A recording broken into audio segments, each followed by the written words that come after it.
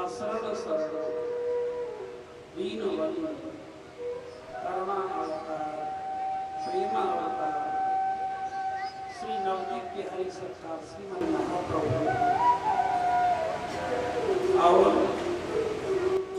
श्री वृंदावन बिहारी सरकार श्री राधा रमन लाल उनके ही चरणों के चरण अनुरागी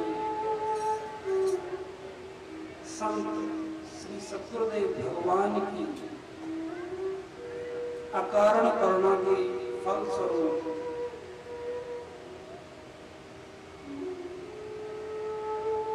श्री नंदास बाबा की तपोस्थली बिड़कोला गांव की पावन धरा पर प्रभु की इस मंगल में जो जन्म जन्मांतरों के पापों को धोने वाली इस श्रीमद्भागवत महापुराण रूपी ज्ञान गंगा में प्रेम गंगा में अवगाहन करने का इसमें डुबकी लगाने का जो सुंदर अवसर ठाकुर जी ने हम और आपको दिया है उसके लिए प्रभु के चरणों में कोटि कोटि नमन वंदन करते हैं। प्रभु से यही प्रार्थना कि हे श्री नंदास बाबा आपने इतना अपनी कृपा पूरी बस्ती के ऊपर बरसाई रखी और अपनी गोद में बिठाकर हमें कथा का रसपान करवाया। आपकी ऐसे ही हमारे ऊपर इस गांव बस्ती के ऊपर कृपा बनी रहे और ऐसे ही प्रभु के ये श्रीमद् भागवत कथा के अनुष्ठान चलते रहे। गांव बस्ती में धर्म के कार्यों में रुचि बढ़ती रही। आपके चरणों में हमारी यही कोटि कोटि विनती है। प्रभु आपकी छत्र छाया में ही ये बस्ती फल फूल रही है, बस इतनी कृपा और करना।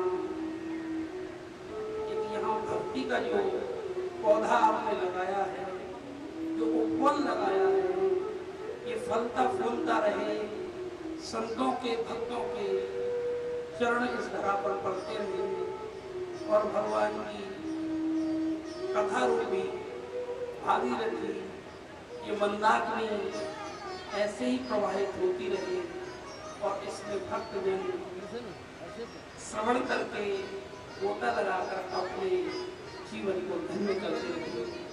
इन्हीं मंगल कामनाओं के साथ आज प्रवेश करते हैं। षष्ठम दिवस की कथा में हम भगवान के मंगल में मंगल ठाकुर जी द्वारिकाधीश का जो मंगल हुआ अपनी मैया के साथ धूमधाम से हम उत्सव को मना रहे थे। और सप्तम दिवस की कथा में प्रवेश करते हैं। यजमान परिवार में खूब भाव के साथ आरती पूजा आरती संपन्न की। अब आइए भगवान के मंगल में हरिनाम संकीर्तन। हरिनाम संकीर्तन क्यों? क्योंकि जो हमसे त्रुटियां रह जाती हैं पूजा में, मंगलाचरण में या कोई ऐसी स्थिति में, तो ये हरिनाम संकीर्तन उसकी पूर्ति कर देता है और एक हमारे अंदर भक्ति भावना पैदा करता है। तो इसलिए कोई भी शुभ कार्य करने से पहले हरिनाम संकीर्तन, भगवान के नाम का संकीर्तन करना चाहिए। तो आइए बिना विलंब किए प्यार के साथ एकदम उल्लास के साथ प्रभु के इस मंगल में हरिनाम संकीर्तन में प्रवेश करते हैं। श्री राधा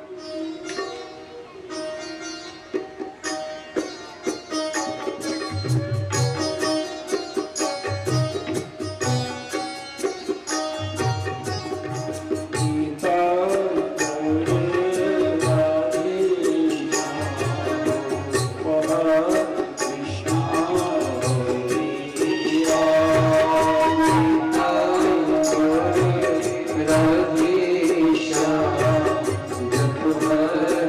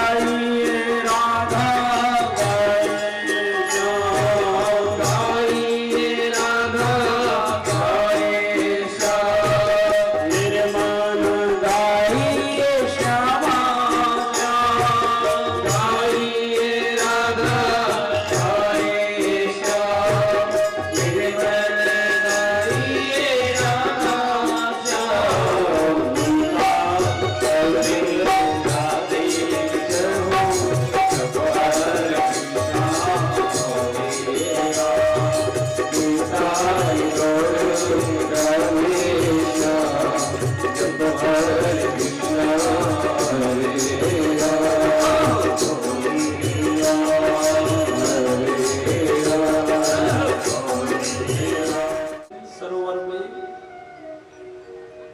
अवगाहन करने आए हुए सभी श्रद्धालु महापुरुषों का, श्रद्धालु भक्तों का,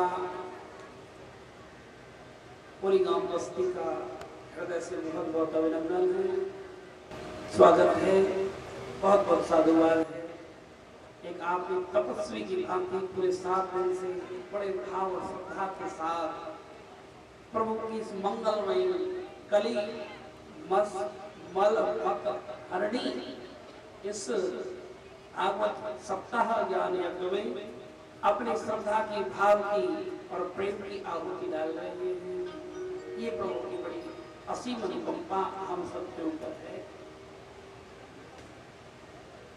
तो हमारा सभी अपने अपने गुरुदेव के चरणों का ध्यान करेंगे, इष्ट के चरणों का ध्यान करेंगे। हे गुरु महाराज, हम पर कृपा करो ताकि हम भागवत के इस रस को पी सकें। सज्जनों, कल चर्चा चल रही थी, अपने बड़े धूमधाम से ठाकुर जी का विवाह संपन्न करवाया। अब सबकी मैं थोड़ा सा आप चाहूंगा शांति से समझो। आज भगवान प्रसन्न है।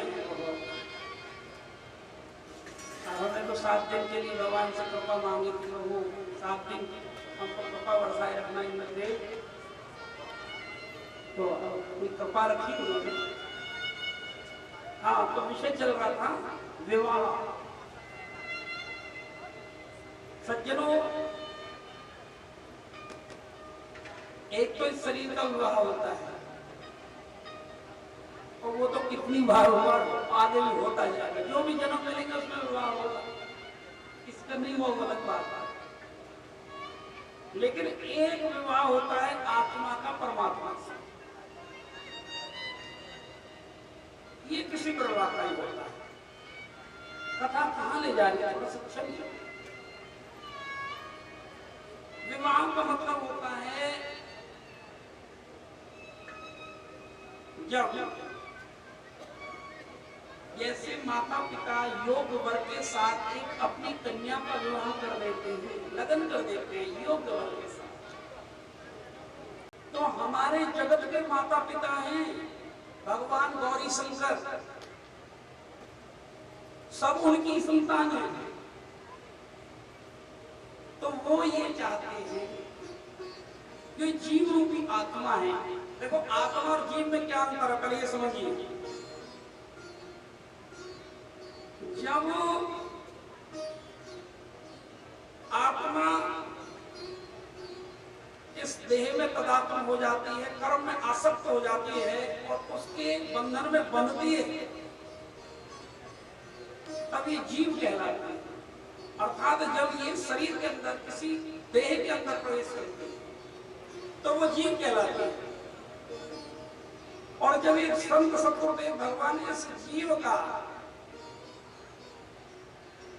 उस परम पिता परमात्मा से विवाह कर देते हैं, अर्थात आत्म साक्षात्कार करवा देते हैं, तो फिर ये भटकती नहीं है। जैसे एक सती स्त्री अपने पति के लिए ही जीवन जीती है, ऐसे ही सतगुरुदेव भगवान के चरणों में समर्पित शिष्य वो एक दिशा मिल जाती है और वो अपने परमात्मा के लिए ही जीवन जीता है, एक श्वास को भी खाली नहीं छोड़ता। हमारे गुरु महाराज कहते थे, ब्याही कौन है जिसका विवाह संतों ने परमात्मा से किया हो, और कुंवारी कौन जिसका अभी गुरु भी मिले तो उसको वो आध्यात्मिक ज्ञान नहीं करवा पाए, वो कुंवारी कहलाती है। ब्याही से ब्याही मिले तो मिले सैन में सैन, और ब्याही से कुंवारी मिले तो फीके लागे नैन। ये संतों की बात है। और ब्रह्मा यहाँ हमारे संत श्रोमणी गंगादास जी बहुत सुंदर पद था। वो कहते हैं कि जब पूर्ण जन्मों की तपस्या का फल मिलता है, पुण्य कर्मों का फल मिलता है, जब किसी संत महापुरुषों की चरणों की सेवा करने का फल मिलता है, तब किसी सतगुरुदेव के दर्शन होते हैं। गुरु के दर्शन ऐसे नहीं होते। ये विवाह पर बात कर रही है। यथार्थ में शरीर में अनेकों विवाह होंगे और होते आए हैं, लेकिन ये पीछा नहीं छूटेगा। तो एक विवाह संत सतगुरुदेव करते हैं भगवान के साथ, वो होना चाहिए ठाकुर जी के साथ। और जब गंगानाथ जी का विवाह उनके गुरु ने करवाया तो उन्होंने पद लिखा। हम सब इस पद को गुरु बनाए और ध्यान से समझो, एक एक लाइन समझने योग्य। तो उन्होंने कहा कि सखीरी मेरे पूर्ण पिछले भागरी, गुरु आन मिले भागरी, पिया आन मिले भागरी। पूर्ण पिछले भाग जब जागृत होते हैं तब ठाकुर जी, फागुन का मतलब क्या है? फागुन का मतलब होता है कि जब होली जिस महीने में आती है उसको फागुन कहते हैं। अर्थात जिसमें खुशी उमंग, एक प्रभु के लिए एक नवीनपन, जिसमें उदासी नहीं होती, इसमें एकदम प्रभु, इसमें वो जीव, वो भक्त परम रस में डूबा रहता है और प्रभु को पुकारता है। हे गुरु महाराज, बड़ी कृपा हुई इस जगत के बंधन से, इस झूठे प्रपंच से मेरा रिश्ता छुड़ाकर उस सच्चे प्रिया प्रीतम के साथ मेरा रास्ता जोड़ा। हे हरि, आपके चरणों में बलिहारी। तो तब कहता क्या, सखीरी मेरे पूरन पिछले भागरी, गुरु आनंद भागरी। सखीरी मेरे पूरन पिछले भागरी, गुरु आनंद भागरी में, गुरु आनंद भागन में, पिया आनंद भागन में, ओ गुरु मेरे भाग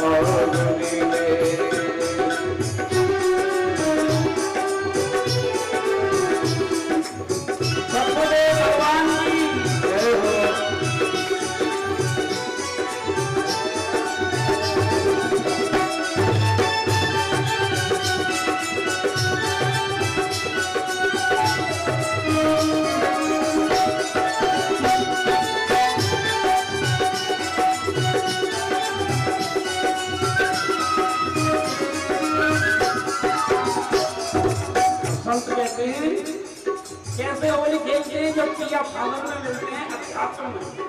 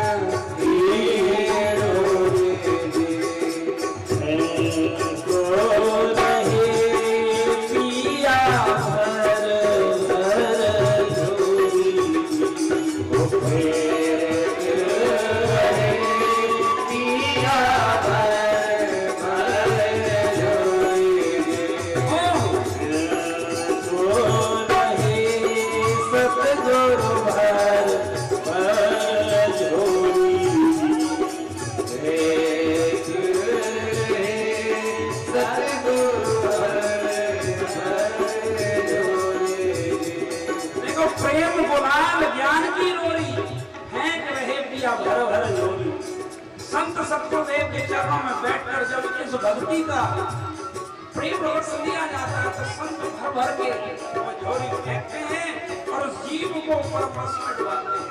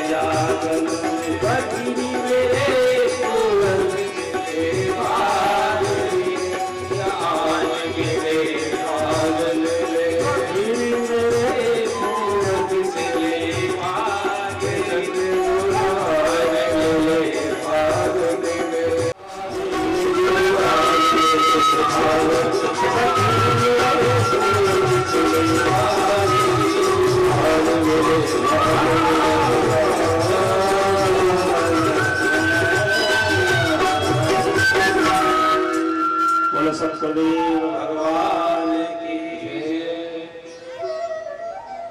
भैया आप सभी यहाँ भक्तगण बैठे हैं, बस व्यासपीठ तो आपसे यही विनती करते हैं, एक आया है सो जाएगा राजा रंग फकीर, एक सिंहासन चढ़ चला एक बढ़ा जंजीर। एक तो जो भक्त होता है भगवान का प्रेमी होता है, जो समाज का परमार्थ कल्याण करता है वो उसकी जय जयकार बोलती है। और जो लोभी किस्म का व्यक्ति होता है अपने लिए ही जीता है और कभी दान पुण्य धर्म के काम में आगे नहीं आता, उसका जीवन वो जंजीर से बंध के जाता है। कैसे? वो अपने कर्मों की आसक्ति की जंजीर से। और अंतमति सा गति ये सिद्धांत है। और जब श्री राधे जब अंत में जहां व्यक्ति की मोहता जाएगी तो वहां उसका जन्म होगा। इसलिए अपने अंत समय को सुधारना बड़ा ही नितांत आवश्यक है। पूरी जीवन भर महात्मा लोग भजन करते हैं, लेकिन पता नहीं अंत समय में कैसे रोग इस शरीर को घेर ले, कोई पता नहीं। इसलिए पूरे जीवन भर ये सावधानी का विषय है। हाथों से काम करो लेकिन मुख में भगवान का नाम बंद नहीं हो।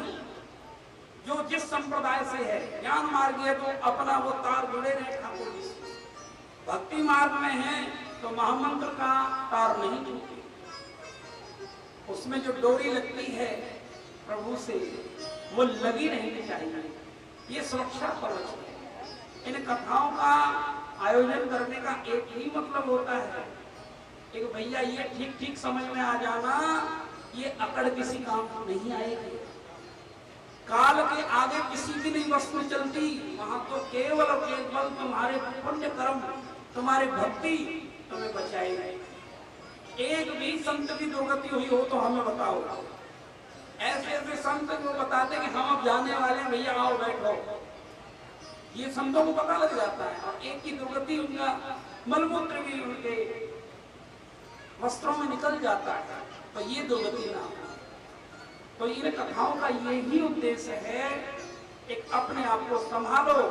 जिनके सतगुरुदेव भगवान नहीं है, उनका जीवन खतरे में है, अपने जीवन को एक दिशा देने के लिए, एक सही दिशा में लगाने के लिए संतों की शरण लीजिए, गुरु मंत्र लीजिए।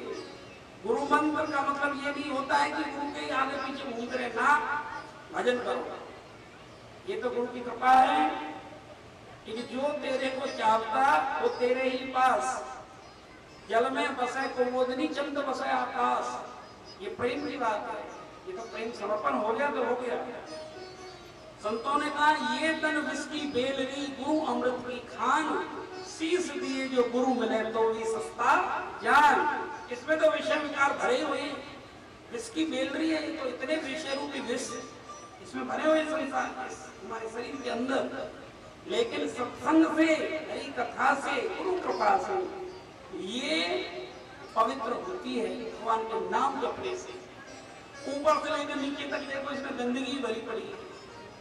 आंखों में देखो तो भीड़ भरी पड़ी, कानों में देखो, मुख में देखो, जितने भी द्वारों गंदगी तो भरी पड़ी मन। तो इसलिए इस जीवन का एक ही उद्देश्य होना चाहिए, इन कथाओं से सीधी सीधा ये आपको सीख लेनी चाहिए। हमारा जो जीवन अब तक जो बेकार की बातों में गया, अब हमको ऐसे नहीं बिताना है। अब भगवान से एक ही चीज मांग के जानी है कि हे प्रभु, आगे का जीवन आपके चरणों में बीत जाए। ग्रस्त जीवन में तो ये नहीं हम ग्रस्त को छोड़कर सन्यासी बन जाए ना। ग्रस्त में जो चिंताएं हैं, ग्रस्त में जो लड़ाई झगड़े हैं, ग्रस्त में जो एक दूसरे की टांग खींची जा रही है, वो समाप्त हो जाती है भक्ति से, वो मस्त रहता है। देखो आत्मा को तो भूख है भजन की, परमात्मा की, आनंद की, और हमें उसको खिलाते हैं, आइसक्रीम खिला रहे हैं शरीर को, कभी कुछ खिला रहे हैं, कभी कुछ खिला रहे हैं। इनसे हमारी आत्मा पसंद नहीं होती। हमारी आत्मा का तो भोजन है सत्संग, हमारी आत्मा का भोजन है हरि कथा, भगवान का नाम। ये जितनी जल्दी जिस जीव की समझ में आ जाता है, प्रभु उस पर कृपा करते हैं। बोली वृंदावन बिहारी लाल की जय। तो यहाँ विवाह भगवान का हुआ रुक्मिणी मैया के साथ, और अध्यात्म में विवाह होता है सुरती और शब्द के साथ। जब सुरती शब्द के साथ सतगुरुदेव भगवान उसको मिला देते हैं तो सुहागिन हो जाती है सुरती। कहते हैं शब्द बिना सुरत आंधरी कहो कहाँ को जाए, द्वार में पावे शब्द का फिर भटका खाए। ये व्यक्ति संसार में भटकती रहेगी यदि कोई योग्य समर्थ गुरु जीवन में नहीं आएगा। ना ये झगड़े खत्म हुए ना होंगे। इसलिए साखी आकी ज्ञान की देख समझ मन मां, बिन साखी संसार का झगड़ा छूटे ना। ये झगड़ा छूटने वाला नहीं, बिन गुरु कृपा के ये नहीं कट सकता जंजाल। इसलिए भैया कुछ नहीं रखा है सकड़ में, कुछ नहीं रखा दुनिया में, अपने श्वासों को खराब कर रहे हैं, और काल तुम्हारे सर पर बैठा हुआ है। प्यारे होश करो, उस दिन कोई नहीं आएगा बचाने के लिए, जिस दिन इस दुनिया से जाना होगा। तो कथाएं यही संकेत करती है कि आप जो इन हाथों से भगवान की सेवा में और ठाकुर के धर्म के आयोजन में जो अपना तन मन धन लगाओगे तो वही प्रभु के लेखे में मिलेगा, और कुछ नहीं मिल सकता। ये माया का प्रपंच है, धोखा है, इसको सतगुरुदेव भगवान ही जगाते हैं। तब उसकी ज्ञान की, हृदय की आंखें फूटती हैं, और तब उसमें विवेक बुद्धि आती है। उससे पहले नहीं आ सकती। इसलिए वो भगवान से प्रार्थना करो कि हे प्रभु, मनुष्य बनाया है तो मुझे भक्त भी बनाना। हे प्रभु, मुझे किसी संत के दर्शन करवाना और मेरे हृदय में ऐसा प्रेम भरना, ऐसा आत्मविश्वास भरना कि मैं उनके चरणों में अपने जीवन को समर्पित कर सकूं और मेरे घर में जो वृद्ध माँ बाप हैं उनकी सेवा कर सकूं। भक्त ही सेवा कर पाएगा, दुष्ट सेवा नहीं कर पाएगा। एक कामी व्यक्ति सेवा नहीं कर पाएगा। एक भक्त ही अपने माँ बाप बुजुर्गों की सेवा कर सकता है। इसलिए पहले भक्त बनेंगे और हमारे घर में जो बैठे बुजुर्ग माँ बाप हैं वो ही पहले भगवान हैं। ठीक है, वो अपने कर्म के प्रभाव से उनकी विचारधारा अलग हो सकती है, लेकिन हमारे लिए हमारे माँ बाप हमेशा पूजनीय और वंदनीय रहेंगे। यदि किसी को धन संपदा और अपना नाम चाहिए दुनिया में, तो गंगा जी बाद में आओ, पहले अपने माता पिता के चरणों को पखारो। घर में बूढ़े माँ बाप भूखे बैठे हैं और तुम गंगा जी आ रहे हो, कोई गंगा जी नहीं है। इन बूढ़े माँ बापों की सेवा जिसने नहीं करी वो भक्त कभी जीवन में बन ही नहीं सकता, कभी नहीं बन सकता। हमारे माँ बाप ये भागवत यही सिखाते हैं। तो प्रात काल उठकर रघुनाथा, मात पिता गुरु नावई माथा। जीवन में आगे बढ़ना चाहते हो, लोग कहते हैं दुख ही रहते हैं। मैंने अपने माता पिता के चरणों में माथा रखा तो उस घर में भूत ही आएंगे। इस घर में माता पिता की सेवा नहीं होती, वहां भगवान कैसे आ जाएंगे? वहां शैतान ही आएंगे।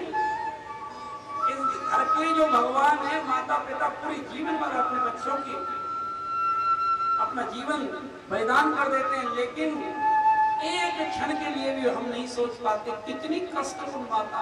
जब हमारा जन्म होता है तो माँ को कितनी पीड़ा होती है, जीवन और मरण दांव पर लगा देती है।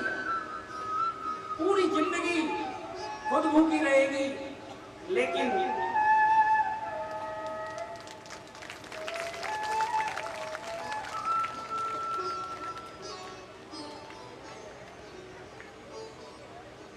वृंदावन बिहारी लाल की जय।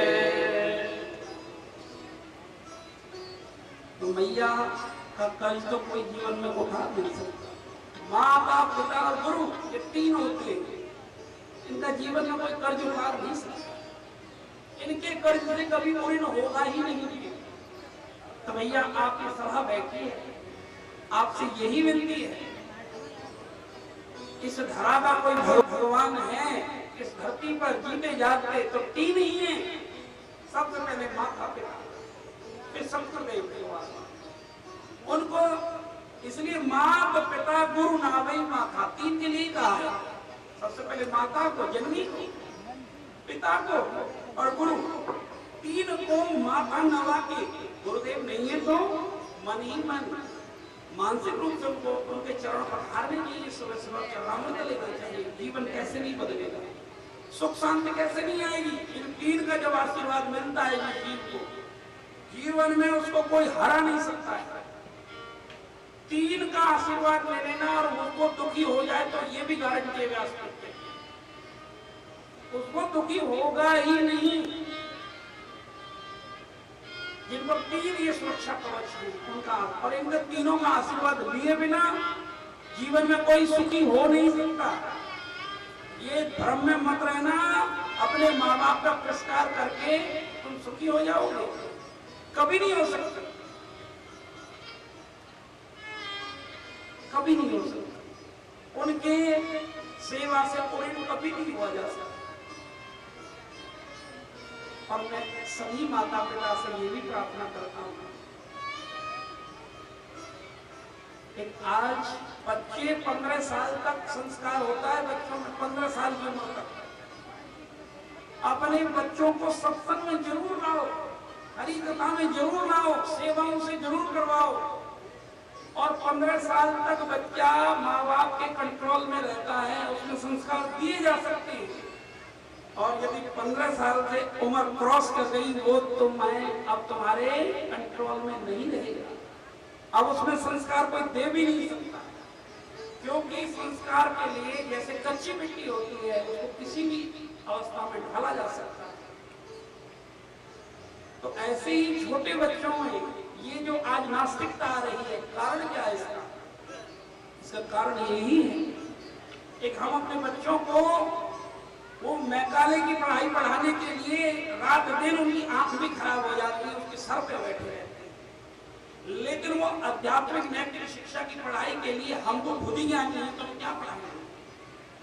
तो ये धर्म के आयोजन और ये आध्यात्मिक शिक्षा, भक्ति की शिक्षा हमारी गुरुकुलीय व्यवस्था थी। पहले गुरुकुल में संत पढ़ाते थे, समझाते थे, एकदम पहले उससे भिक्षा मंगवाते थे।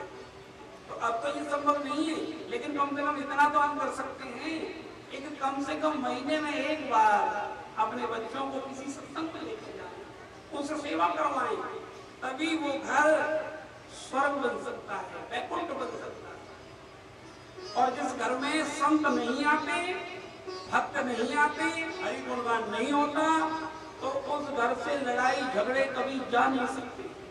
माँ बाप की, बुजुर्गों की जहाँ सेवा नहीं होती, वहाँ कभी नहीं सुख शांति आ सकती। सुख शांति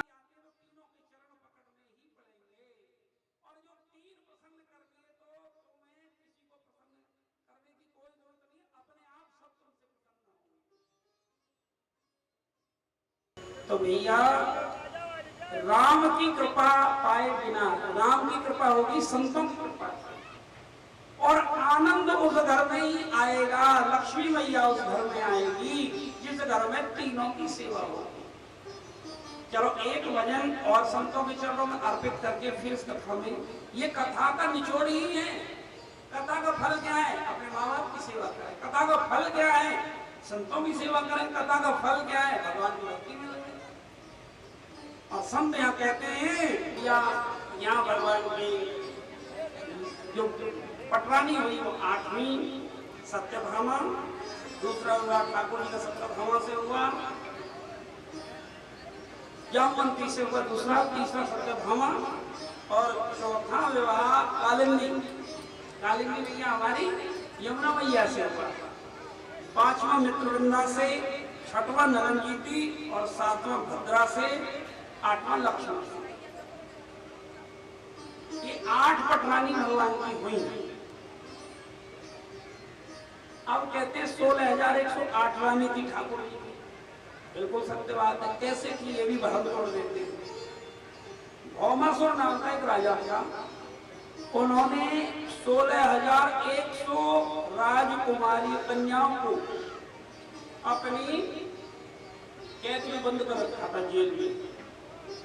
और भगवान के पास सूचना आती है तो ठाकुर जी उससे युद्ध करके और उनसे उन राजकन्याओं को मुक्त करवाते हैं।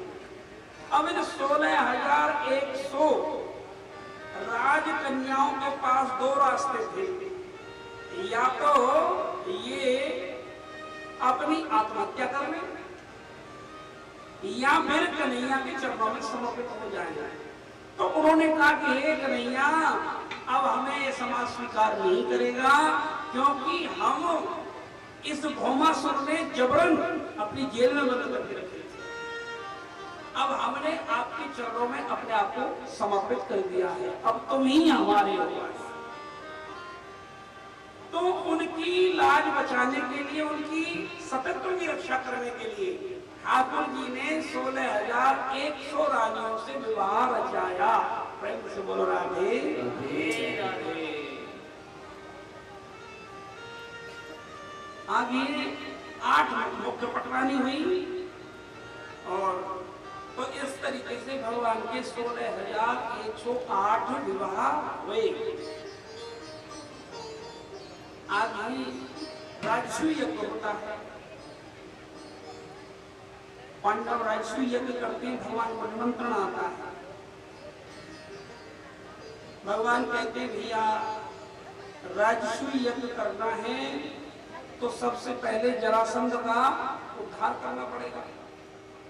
अब भीमसेन को लेकर, अर्जुन को लेकर भगवान भेष बदलकर जरासंध के पास गए और भीमसेन के द्वारा उसका कल्याण करवाया। प्रेम से बोलो राधे राधे। और अब भगवान से सीखो कि राजसूय यज्ञ होता कैसे। जब हम इतने बड़े धर्म के आयोजन करें तो उसमें ठाकुर जी हमें बता रहे हैं कि देखो भीमसेन को तो भंडारे की सेवा दी गई। भंडारे की भोजन की व्यवस्था किसको देनी चाहिए? जो खाना जानता है और खिलाना जानता है। और ऐसे व्यक्ति को दे दी जो ना तो खाना जानता ना खिलाना जानता, तो सबके पेट भूखे ही रह जाएंगे और वो बद्दुआ और देखे जाएंगे, दुआ तो देंगे नहीं। तो इसलिए ऐसे व्यक्ति को हमें सेलेक्ट करना चाहिए अपनी बुद्धिमत्ता का प्रयोग करके, जो ये समझे कि भैया एक कौन व्यक्ति किस प्रसाद का अधिकारी है, इसको कैसा प्रसाद खिलाया जाए, ये भीमसेन जानते हैं। इसलिए भीमसेन को भंडारे की सेवा दी और शकुनी को दे देते तो उल्टा ही हो जाता। तो जब भी धर्म के आयोजन हो तो हमें सोचना पड़ेगा, यहाँ शकुनी तो नहीं है, यहाँ होने चाहिए भीमसेन जो खुद खावे और दूसरे को खिलावे, तभी भगवान की कृपा बरसती है। और आंख बंद करके जैसा चल रहा है चलने दो, ऐसे धर्म के आयोजन सफल नहीं होते। धर्म के कार्यों में बहुत सावधानी की जरूरत पड़ती है। और कर्ण को दी, कर्ण और दुर्योधन को, सबको विदा करने की जिम्मेवारी। अर्जुन और युधिष्ठिर जी कहने लगे भगवान कृष्ण से, अरे ठाकुर जी ये तो सब लुटा देंगे, क्या कर रहे हो आप? अरे तुम नहीं जानते हो भैया, जो भी आएंगे जितना उनको देंगे ठाकुर जी उतना ही हमको कृपा बरसाएंगे हमारे पास, और हम बीच बीच के काम करेंगे तो बेकार सब। कर्ण के हाथ में कैसी रेखा थी, दुर्योधन के हाथ में ऐसी रेखा थी, जितना लुटाएगा उतना ही बढ़ेगा। तो इसलिए ब्राह्मणों की सेवा, हमारे जो आगंतुक है उनकी सेवा, जो जैसा यथाभाव के साथ वो उन्होंने प्रसन्न कर करके भेजे। कर्ण और दुर्योधन तो चाहते थे कि न खत्म हो, लेकिन वहां लक्ष्मी मैया उनके खजाने में आ बैठी, क्योंकि जितना लुटाओगे उतना बढ़ेगा। और भगवान ने खुद सेवा क्या ली, हमारे कन्हैया से सीखो सेवा करनी। कि जो भी महाभक्तगण, जो भी आगंतुक आएंगे, मैं उनके चरण पखारूंगा, मैं उनकी झूठी पत्तल उठाऊंगा। ये भगवान कह रहे हैं, मेरे द्वारिकाधीश कह रहे हैं। राजा ऐसे होके सेवा, ऐसे होते ही यज्ञ सफल। तो मैं उन संतों की, उन भक्तों की, उन सभी आगंतुकों की झूठी पत्तल उठाऊंगा, उनके चरण पखारूंगा। मैं प्रेम की रीति निभाऊंगा कि कैसे ही यज्ञ सफल होते हैं। और भगवान ने दिखाई। सज्जनों, इस दुनिया में कोई सर्वोपरि सर्वश्रेष्ठ कार्य है तो सेवा का। सेवा का मोल कोई नहीं चुका सकता। सबसे कठिन सेवा का जो धर्म है, सबसे कठोर धर्म है। तो अब भगवान उस प्रीति को निभाना जानते हैं। सबसे दुनिया में कोई ऊंची बताई तो प्रेम सगाई बताई। तो अब प्रभु उनके चरण पखारते हैं और उस प्रेम सगाई को बताते कैसे होती है। मैं तो बैठ गया, लेकिन जिनको धन का और अपनी शिक्षा का अभिमान होता है, जो नए नए धनवान बनते हैं ना, और नए नए ज्ञानवान बनते हैं, उनमें ये गुण आ ही जाते हैं। देखो, धनवान बनने में कई पीढ़ियां लग जाती है। धन आना ही धनवान नहीं है, उस धन को बचाना, दूसरों का सम्मान करना, ये बहुत बड़ी बात हो जाती है। तो क्या होता है, वो बाबूजी उस मल्लाह से कहता है, भैया कुछ पढ़े लिखे हो? मैं कि बाबूजी हम कुछ पढ़े लिखे नहीं। अरे थोड़ी देर कहते हैं गणित जानते हो? महाराज मैं गणित वणित नहीं जानता बाबूजी, मैं तो कोई जितने पैसा दे देता है उसे रख लेता हूँ और पार उतार देता हूँ। तेरा तो 1/4 जीवन पानी नहीं चला गया। 20% जीवन तेरा पानी में गया, तुमने जो गणित नहीं पढ़ा। थोड़ी देर आगे चला, कोई इंग्लिश जानते हो, अंग्रेजी? बाबूजी मैं जब पढ़ा लिखा ही नहीं तो जानूंगा क्या? तो वो कहता तेरा तो आधा जीवन इस पानी में ही चला गया नाव चलाने में, तू कुछ नहीं जानता है, मूर्ख है। और चुप बैठा रहा। अब थोड़ी देर नाव आगे चली और अब नाव उसमें नदी में तूफान आने लगा और भंवर आए बड़े ऊंचे ऊंचे और नाव ऊपर नीचे होने लगी। अब मल्ला के बाबूजी, हाँ तैरना जानते हो? वो तो सिखाएंगे। बाबूजी ये तेरी डिग्री और तेरा ये धन अब किसी काम का आने वाला नहीं है। मल्ला तो भैया कूद के पार चला गया और बाबूजी वहीं डूब गया। प्रेम से बोल रहा थे। तो जीवन में हम ऐसी पढ़ाई तो बहुत पढ़ते हैं, जब जीवन का जो अंतिम भवन आता है मृत्यु, उससे पार नहीं हो पाता हमसे, तो संतों के चरणों में वो विद्या अवश्य सीखनी चाहिए, उनके चरणों में अवश्य जाना चाहिए कि जो अंतिम समय की जो परीक्षा है उसमें पास हो जाए, मृत्यु रूपी परीक्षा से हम पार हो जाए। भक्ति को सीखना चाहिए। प्रेम से बोलो राधे। तो अब यहाँ ठाकुर जी नैया लेकर आ, ठाकुर जी आए भगवान को अपने भक्त को लेने। कभी भगवान अपने भक्त को अकेला नहीं छोड़ते, मुसीबत में नहीं छोड़ते। तो ठाकुर जी मल्ला बनकर आज पार लगाते हैं। जल में देखने को मिल रहा है सब ठाकुर जी का पूजन कर रहे हैं, सब रानियां आ रही हैं। हम भी विष्णु भगवान का पूजन करेंगे सब भाव के साथ। ठाकुर जी भी और रानियों के सहित अड़ोसी पड़ोसी भी सब सुदामा जी के चरणों को धो रहे हैं। रघुनाथ बाबा की जय। और यहाँ सुदामा जी कहते हैं कि भैया कन्हैया तो हमारे काय के चरणों में धो रहे हो। तब उन्होंने कहा कि अरे मित्र, इन ब्राह्मणों के चरणों से ही तो मैंने जो पूरी पृथ्वी को जीता है। इन चरणों का जो प्रताप है, आज एक हम जब यहाँ बैठे हैं तो वहां इन ब्राह्मणों का ही आशीर्वाद है। तो बहुत भाव के साथ ठाकुर जी चरणों को पखार रहे हैं आज। और विप्र प्रसादात धरणी धरो हम, विप्र प्रसादात कमला भरो हम, विप्र प्रसादात अचिता जितो हम, विप्र प्रसादात मम राम राम। जो भी कुछ है हम विप्रों की वजह से, ब्राह्मणों की वजह से तो हैं। भगवान भी आज उस तेजस्वी भगवान के भक्त श्री सुदामा जी का भव्य स्वागत कर रहे हैं। ये प्रेम करना कोई सीखे तो गोविंद से सीखे। गोविंद बिहारी लाल की जय। अब ठाकुर जी भोजन प्रसाद करवाने अपने मित्र सुदामा को, और वहाँ अपने बचपन की कुछ यादें गुरुकुल की वहाँ हुई। और अब कहते हैं भैया, अरे सुदामा जी आपने विवाह तो जरूर किया होगा और भाभी ने हमारे लिए कुछ भेंट सामग्री अवश्य भेजी।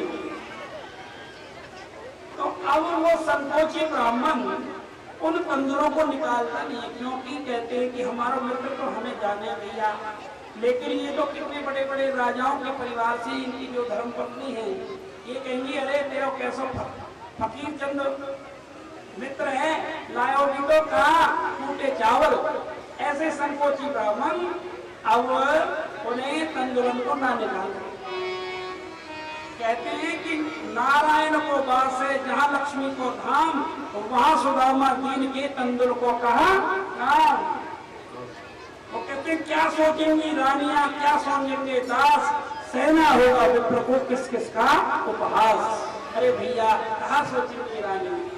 तो अब आगे भगवान उनकी पोटली खींच लें, और जैसे खीरा जपटी में वो पोटली खींच लेते हैं तो वो पोटली फट जाती है, और भगवान उन बिखरे हुए तंदुरों को अब उठा उठाकर मिट्टी में दोने में भर भर के अब कैसे खा रहे प्रेम के साथ। भगवान अपने मित्र पर लुटाए जा रहे हैं, लुटाए जा रहे हैं। तो मां रुक्मणी हाथ पकड़ लेती है, अरे प्रभु हमको सुदामा बना के छोड़ोगे क्या? बड़े भगवान इस विप्र पर प्रसन्न हो रहे हो ब्राह्मण पर। ये वही ब्राह्मण है जो वक्षस्थल पर पाद प्रहार करके गए थे भृगु जी महाराज। तो भगवान कहते हैं विनोद में, अरे रुक्मणी ब्राह्मण नहीं होते तो तुम भी मेरे पास नहीं आती। चिट्ठी में कभी ब्राह्मण ही गए थे, हमारा आपका लगन ब्राह्मणों ने करवाया है। प्रेम से बोल राधे राधे राधे। भैया वहां बहुत सुंदर ठाकुर जी का संवाद होता है और प्रत्यक्ष में ना सुदामा को भगवान ने कुछ दिया, ना सुदामा ने भगवान से कुछ मांगा।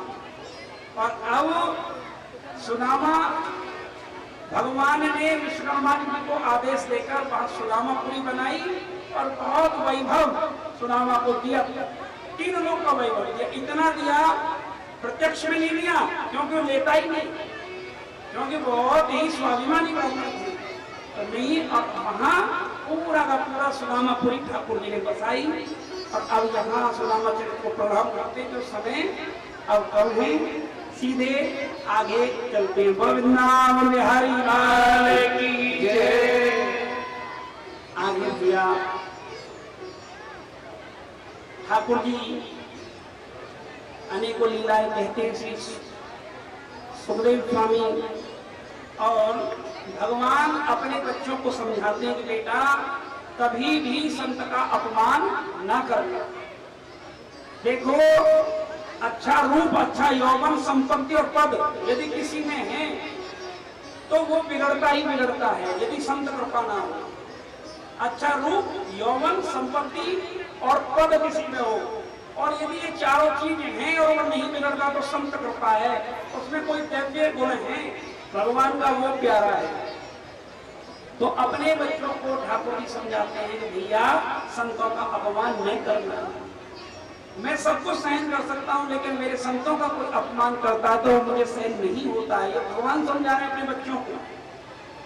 लेकिन आजकल के बच्चे तो उस समय के भी ऐसे कह देते थे, अरे पिताजी तो कहते ही रहते हैं संतों का अपमान नहीं करना। तो अब क्या हुआ, संतों का धूना लगा हुआ था। विश्वामित्रो, कवनो, दुर्वासा, भृगु, अंगिरा और वहां नारद जी भी बैठे हुए थे। कश्यपो, वामनदेव और वशिष्ठ जी धूना लगा के बैठे हुए थे। तो वहां एक सांब नाम का भगवान का जो पुत्र है वो अपने पेट पर पोटला बांध के और उसके और पुत्र उसको एक स्त्री बनाकर, एक गर्भवती स्त्री बनाकर उसके पेट पर कपड़ों का पोटला बांध के लाए और कहने लगे, हे संत भगवान ये बताओ इस स्त्री पर बेटा होगा या बेटी? तो भगवान ने, संतों ने तो देख लिया ये तो हमारे साथ परिहास कर रहे हैं। तो उन्होंने कहा कि इस पर ना बेटा होगा ना बेटी होगी, इस पर मूसल होगा एक और जो तुम्हारे पूरे वंश का नाश करेगा। और देखा था उसके पेट पर एक लोहे का पिंड निकला। वो डर गए बच्चे, उग्रसेन जी के पास गए और उग्रसेन जी को सारी बात बताई। तो उन्होंने वो पिसवा कर वो लोहे का पिंड समुद्र में फेंकवा दिया। ये यदुवंशियों को श्राप लगा था इन संतों का, क्योंकि भगवान को तो इस दुनिया से संहार करना था, उद्धार करना था। तो अब जिस दिन से यदुवंशियों को श्राप लगा वहां संत आना बंद हो गए, संतों का आना। नारद जी आए एक दिन तो वसुदेव जी बड़े प्रसन्न हुए और उनके चरणों में प्रार्थना की और यहाँ भागवत धर्म के विषय में वो जानना चाहते हैं। भगवान ये बताओ, आप जैसे संतों का पदार्पण बड़ा दुर्लभ होता है तो यहाँ हमें भागवत धर्म के विषय में बताओ।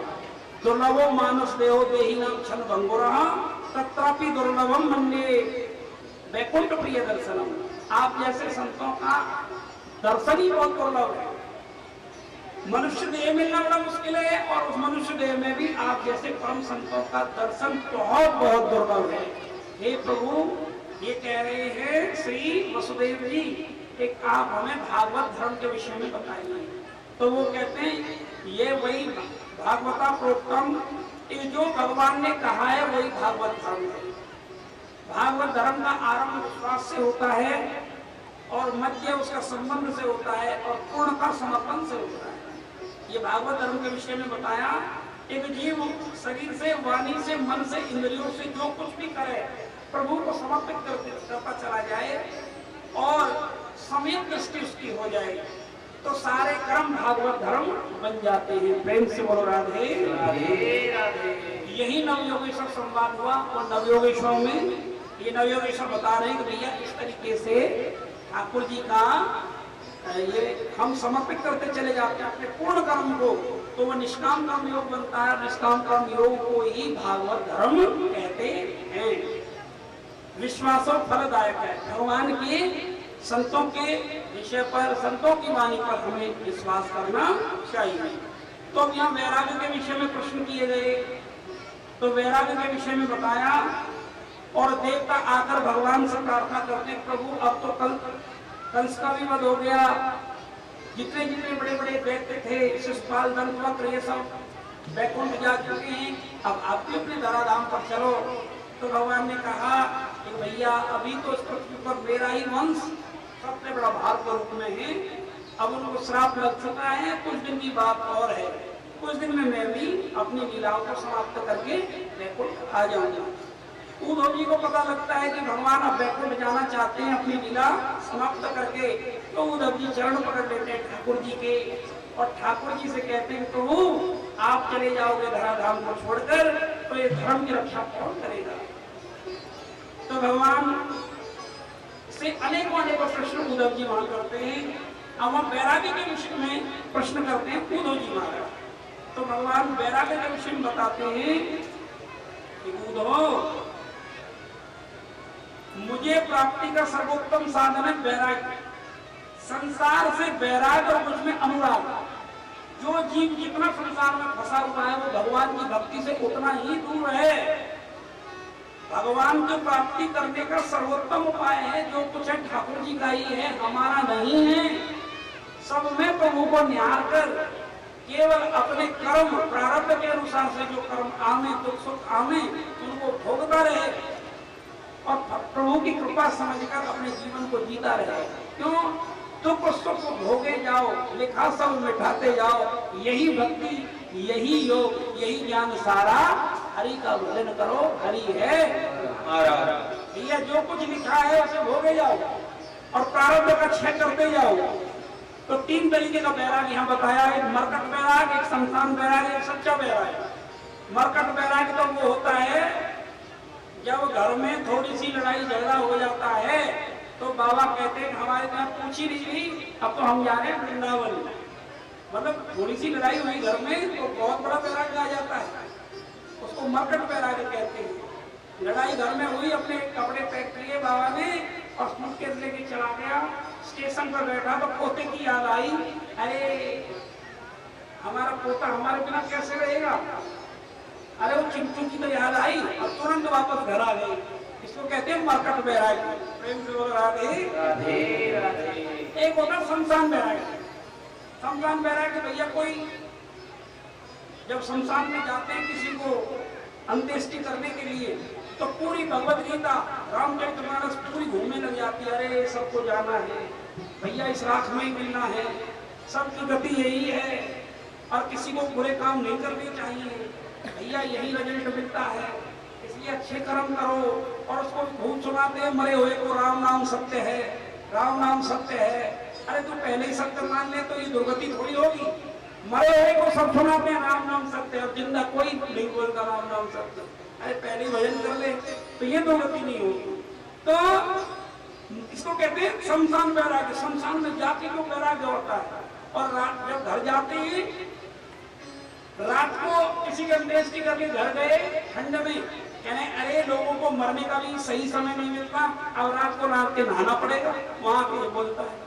तो कहने का मतलब ये है जो ये मरकट वैराग और शमशान वैराग थोड़े क्षण के लिए होते हैं, फिर माया पकड़ लेती है। और सच्चा वैराग क्या होता है?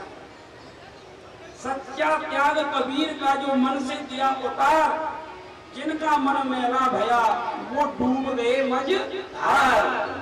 जिन्होंने सच्चा संतों से वैराग्य समझा है एक ये जीवन नश्वर है, ये संसार नश्वर है, केवल भगवान का नाम ही भैया जीवन की नश्वरता संतों से जब पता लग जाती है तो वो सच्चा वैराग्य होता है।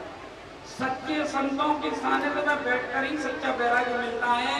इन संसारियों में, झूठ बोलने वालों में, ठगी करने वालों में, बेईमानी करने वालों में बैठोगे तो कभी सच्चा वैराग्य नहीं होगा। निर्माण मोहादिक संग दोषाध्यात्म नित्य विनोदी कामा। भैया संग दोष नहीं जीतोगे तो काय का वैराग्य आएगा? आएगा ही नहीं। तो आगे संन्यास के विषय में और 24 गुरुओं के विषय में वर्णन किया जाता है। एक सन्यासी को सबसे पहले दत्तात्रेय का यहाँ दृष्टांत आता है। दत्तात्रेय ने 24 गुरु बनाए। पृथ्वी को पहला गुरु बनाया। पृथ्वी मैया से सहनशीलता सीखी। एक पृथ्वी मैया में कोई मतमूत्र करता है, कुछ भी करता है, मैया सहन कर लेती है। इसलिए साधु में सबसे पहला गुण सन्यासी में सहनशीलता होनी चाहिए। यदि सहनशीलता नहीं है तो वो उसकी भक्ति सुरक्षित नहीं रह सकती। भक्ति को सुरक्षित रखने का सन्यासी का पहला लक्षण सहनशीलता। सहनशील होना चाहिए। बातों को हजम करनी सीख जाए। बुरा भला दागे नहीं जिनको हरि से प्यार। जो गोविंद के हो जाते हैं वो बुरा भला किसी का नहीं मानते, वो अपने में मस्त रहते हैं। प्रेम से बोलो राधे राधे राधे। आगे गुरुओं की लिस्ट में कहते हैं कि फिर मैंने, भैया दत्तात्रेय जी कह रहे मधुमक्खी से सीखा। एक संत को संग्रह नहीं करना चाहिए। एक मधुमक्खी कितना शहद इकट्ठा करके लाती है और एक शहद तोड़ने वाला एक झटके में सारा साफ करके ले जाता है।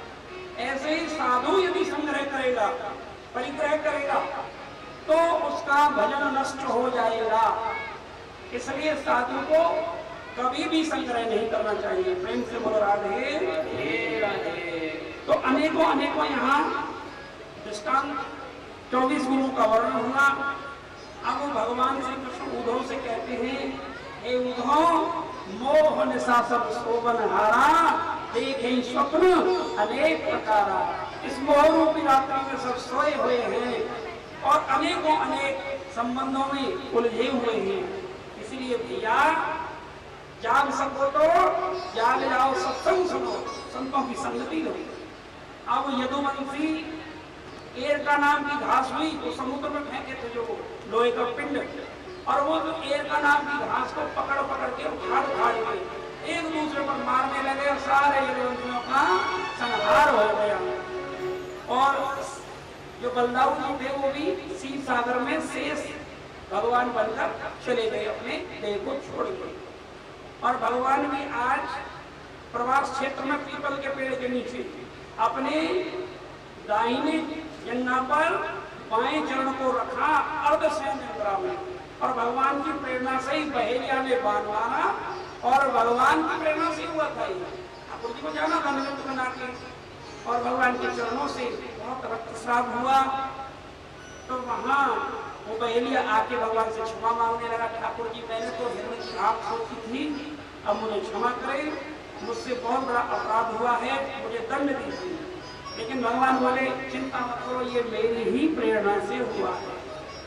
आगे भगवान अर्जुन से बोले, भैया अर्जुन, ये जो हमारी रानियां हैं इनको तुम द्वारिका से श्री किशोरी जी के पास ले जाओ और वहां किशोरी जी के चरणों में रहेंगी तो इनका जीवन सुरक्षित रहेगा, अब से व्यतीत होता रहेगा।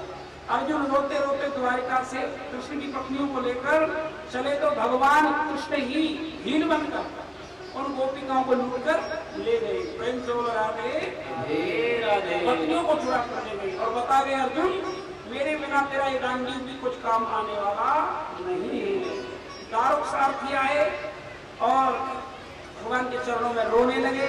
भगवान ने कहा कि जो 2-4 यदुवंशी बच्चे हैं उनको लेकर आप मथुरापुरी चले जाओ, मेरे जाने के बाद ये द्वारकापुरी समुद्र में समा जाएगी। और अब व्यास जी महाराज कहते हैं सारे देवगण ऊपर से देख रहे हैं कि भगवान अब जाने वाले हो रहे हैं और सब तैयार खड़े हैं। व्यास जी महाराज कहते हैं भैया भगवान का आना होता है ना जाना होता है। भगवान को प्रकट होते हैं अपनी लीलाओं को करने के लिए, फिर अप्रकट लीला में लीन हो जाते हैं और भगवान के शरीर में से एक तेज निकलता है और वो भागवत जी में समाहित हो जाता है। और अंतिम उपदेश देकर उद्धव जी को भगवान कहते हैं उद्धव, भागवत जी मेरा ही विग्रह है। कलयुग में भागवत जी में मैं ही प्रतिष्ठित हूँ। जो व्यक्ति भाव के साथ इस कली काल में भागवत जी का आश्रय लेता है तो भगवान की पराभक्ति को प्राप्त करता है। प्रेम से बोलो राधे राधे। तेने वांगमयी मूर्ति प्रत्यक्षा वर्तते हरे। ये भगवान का भागवत भगवान श्री कृष्ण का वांगमयी रूप है। श्री राधा कृष्ण युगल सरकार का ये स्वरूप है। इसको भाव के साथ इसका हमको इसकी शरण लेनी चाहिए तो निश्चित तौर पर मेरे श्यामा श्याम की उस पर कृपा होती है और देखते ही देखते भगवान अंतर ध्यान हो गए। बोलिए कृष्ण कन्हैया लाल की जय। अब कलयुग के दोषों का वर्णन, कलयुग का वर्णन आया। कलयुग केवल नाम आधारा सुमर सुमर भवन और अब परीक्षित को अंतिम उपदेश हमारे सुखदेव स्वामी दे रहे हैं कि परीक्षित तुझे 7 दिन पहले श्राप लगा था, तक्षक सर्प तुझे डसेगा, लेकिन तू आत्मा है, तू शरीर नहीं है। तू भगवान का नित्य है, दास है, तू प्रभु का है। इस नित्य अभिमान में मत आना, तू दे ही नहीं है। तू अपने स्वरूप की स्थिति को प्राप्त कर। और भगवान ने परम गुरु ने उनको स्वरूप बोध करवाया। एक आत्मा ही अविनाशी है, शाश्वत है, प्रभु का अंश है और अपने स्वरूप में आकर जीव जन्म मरण के बंधनों से छूट जाता है। स्वरूप स्थिति में आकर, स्वरूप का मतलब इस देह से उसका तादात्म्य छूट जाता है, कनेक्शन टूट जाता है और दुनिया से आसक्ति छूट जाती है और गुरु मंत्र को जपते हुए वो सर्वशक्ति का मेल करते हुए दुनिया पर से भी पार चला जाता है, तब वो चौथे पद में पहुंचता है। तो मां भक्त और भगवान के जाते स्वरूप सिद्ध अवस्था आती है। तो इस स्वरूप सिद्ध अवस्था में जीव काल का गल नहीं बनता है, क्योंकि जाप मरे अजपा मरे अनहदरी मर जाए, स्वरूप समाधि शब्द में ताको काल ना है। वो इस देह के बंधनों को तोड़कर वो जीव प्रभु के उस रस में प्रतिष्ठित हो जाता है और वो समझ जाता है इस देह को तो एक ना एक दिन जाना ही है। मैं तो भगवान का नित्य दास हूँ, मैं गोविंद का हूँ, श्री जी का हूँ, अपने सतगुरुदेव भगवान का हूँ। मेरा स्वरूप ही मेरा असली रूप है, मेरा अपना घर है और इसमें आने के बाद जीव फिर भटकता नहीं है, उसका नाश नहीं होता, वो काल को जीत जाता है। प्रेम से बोलो राधे राधे राधे। इसलिए परीक्षित, तुम शरीर नहीं हो, तुम आत्म तत्व हो और इस पशु बुद्धि को छोड़ दो कि मैं शरीर हूँ। शरीर में फंसोगे तो शरीर में उत्पन्न जाया स्वतः ममता में मुंचो, एक जो इससे उत्पन्न है, फिर उनमें फंसोगे, फिर उनके रिश्तेदारों में फंसोगे। जब अंत समय किसी जीव का आवे तो अपनी समस्त जितनी भी जो होता है उसको हटाकर ज्ञान की तलवार से उसको काट दे और एकदम अपने स्वरूप में प्रतिष्ठित हो जाए और केवल अहरनिश भगवान का नाम जपे, केवल गोविंद को पुकारे। पूरा हमने समझाया था, इतना तो करना स्वामी जो प्राण तन से निकले, पूरा का पूरा वहां बताया गया था कैसे अपने आप को बचाना है। क्योंकि अंत गति सावती, जैसी हमारी अंतमति होती है वही गति होती है। इसलिए भक्तों को बड़ी सावधानी से रहना है, इस संसार में नहीं फंसना है और यदि अंत समय जिसने नहीं सुधारा तो उसकी दुर्गति होती है। ये तो पूरे जीवन की तपस्या का फल होता है अंत समय। अंत समय में केवल और केवल उस शब्द की ओट लेंगे, जिसने शब्द की ओट ली वो काल की चोट से बच जाता है और जो शब्द की ओट नहीं ले पाया, जो भगवान के नाम की ओट नहीं ले पाया, उसको काल बार बार बांधेगा। बार बार आओगे असार संसार में, हर बार मृत्यु बार बार तुम्हें आएगी। इसलिए बचना है तो भगवान के परम प्रेम रस में डूबो, उस नाम की शक्ति को जगाओ, हरि नाम की संकीर्तन की शक्ति को जगाओ, अपने को स्वरूप में प्रतिष्ठित हो जाओ। परीक्षित, तेरे पास समय कम है, अब अपने स्वरूप में आ जाना। और अब भगवान कहते हैं सुखदेव जी, परीक्षित अब हम तुमसे आखिरी प्रश्न करेंगे। अब ये बताओ, तक्षक सर्प आएगा तुम्हें काटेगा, क्या तुम्हारी मृत्यु होगी? तो परीक्षित ने एक ही बात कहा, हे सत्यदेव भगवान, आपकी कृपा से मेरा मोह नष्ट हो चुका है और मेरा जन्म ही नहीं हुआ तो मेरी मृत्यु क्या होगी।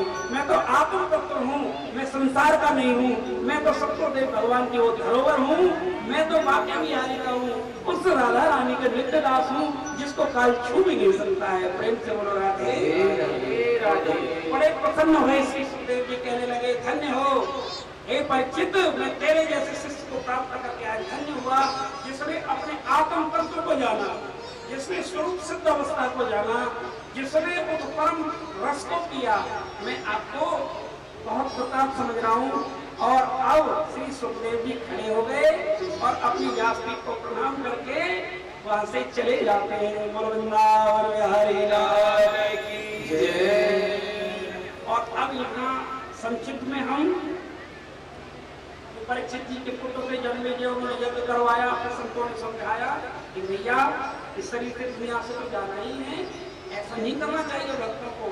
तो फिर तक्षक सर्प आया, परीक्षित को डसा भी, लेकिन उससे पहले परीक्षित इस नश्वर देह को छोड़कर वैकुंठ धाम जा चुके थे। बोले वृंदावन बिहारी लाल की जय। यहाँ माया की जो प्रलय है उसका वर्णन किया गया। मार्कंडेय मुनि को प्रलय दिखाई और अब आगे मार्कंडेय बोले भैया प्रलय कुछ नहीं, तो माया भी प्रलय थी। आगे भागवत जी के 10 लक्षणों का वर्णन किया गया। सर्ग विसर्ग स्थान पोषण और पूर्ति, भैया केवल 5 मिनट की कथा और है, फिर विदाई समारोह होगा। 5 मिनट शांति से होगा और इसको बंद मत करना। जो हमारा ये जनरेटर है ना, फिर हमारा जनरेटर काम करना बंद कर देगा। 10 मिनट थोड़ा सा कृपा करना, चाहे बिजली आ भी जाए, लेकिन अब जनरेटर बंद मत करना। बोलिए वृंदावन बिहारी लाल की जय। तो सर्ग विसर्ग स्थान पोषण ऊटी मनवंतर ईशानु निरोध मुक्ति और आश्रय, ये 10 तत्व हैं भागवत जी की। तो प्रथम स्कंद में सुखदेव जी का परीक्षित के जन्म का प्रसंग आया। कुंती स्तुति भीम स्तुति राजा परीक्षित की सभा में श्री सुखदेव जी का आगमन हुआ, जो उन्होंने प्रथम दिन कथा सुनी। दूसरे दिन स्कंद में मुक्तियों का वर्णन किया गया और चतुर्श्लोकी भागवत का। तीसरे स्कंद में विदुर मैत्री संवाद, कपिल देवहूति संवाद और हिरण्यकश्यप का वध हुआ। चौथे स्कंद में सती चरित्र, ध्रुव चरित्र और ध्रुव के वंश का निरूपण। और 5वें स्कंद में प्रियव्रत, आग्नेन्द्र, नाभि चरित्र, जड़व्रत का चरित्र और रघुवन जड़व्रत का जो संवाद और आदि आदि 28 प्रकार के नरकों का वर्णन बताया था ना, नरक कैसे थे। छठे स्कंद में अजामिल उपाख्यान, जिसमें नाम की महिमा बताई गई। 7वें स्कंद में प्रहलाद चरित्र और नरसिंह देव की कथा आई, भगवान नरसिंह प्रकट हुए। 8वें स्कंद में गजेंद्र मोक्ष, गजेंद्र उपाख्यान, समुद्र मंथन और वामन देव की कथा कही गई। ये पूरी कथा को बताया जा रहा है, क्या क्या कथा इस भागवत में आती है और क्या क्या हमने सुना। 9वें स्कंद में सूर्यवंश और राम कथा, चंद्रवंश में संक्षिप्त कृष्ण कथा 9वें स्कंद में हमने रसपान की। 10वें स्कंद में प्रभु भगवान श्री बालकृष्ण की बाल लीलाएं का निरूपण, गोकुल लीला, वृंदावन लीला, मथुरा लीला और द्वारका लीला जो अभी हम सुन रहे हैं। 11वें स्कंद में नवयोगेश्वर संवाद, अभी जो हमने सुना, कृष्ण उत्सव संवाद और यदुवंशियों को श्राप लगा, इसकी कथा और यदुवंशियों का आपस में संहार और भगवान का स्वधाम गमन, उद्धव जी का बद्री का आश्रम में आना।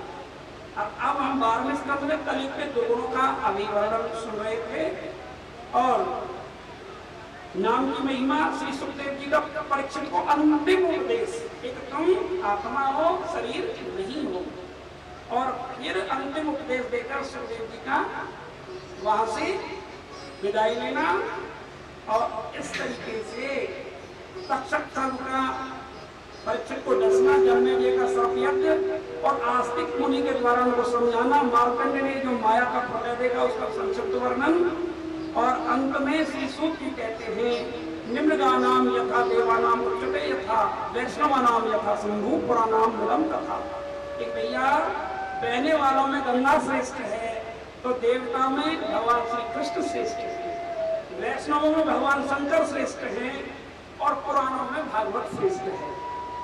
क्षेत्र नाम चैव सर्वेशाम यथा काशी कि भैया क्षेत्रों में काशी श्रेष्ठ है, पुराणों में भागवत सर्वोत्तम है, भागवत पुराणों का तिलक है और वैष्णवों का परम धन है, परमहंसों की सहिता है, भक्ति ज्ञान वैराग्य की त्रिवेणी बहती है इसमें। ऐसी भागवत कथा रूपी त्रिवेणी में जो अवगाहन करता है गोविंद उसको अवश्य मिल जाते हैं। कली काल में जितना भागवत का प्रचार होगा उतना ही हमारा जो धर्म है सनातन धर्म सुरक्षित रहेगा। प्रेम से बोलो राधे राधे। अंत में यहाँ एक श्लोक कहते हैं और हम भी फिर इस कथा को विराम देंगे। सबको बोलना है श्लोक। भागवत कथा का निचोड़ है ये। एक सारे पापों से कलयुग में बचना है तो नाम संकीर्तन करो। कलयुग में जितने भी पाप हैं घर में हरि नाम संकीर्तन से जाते हैं, भगवान की कथा से।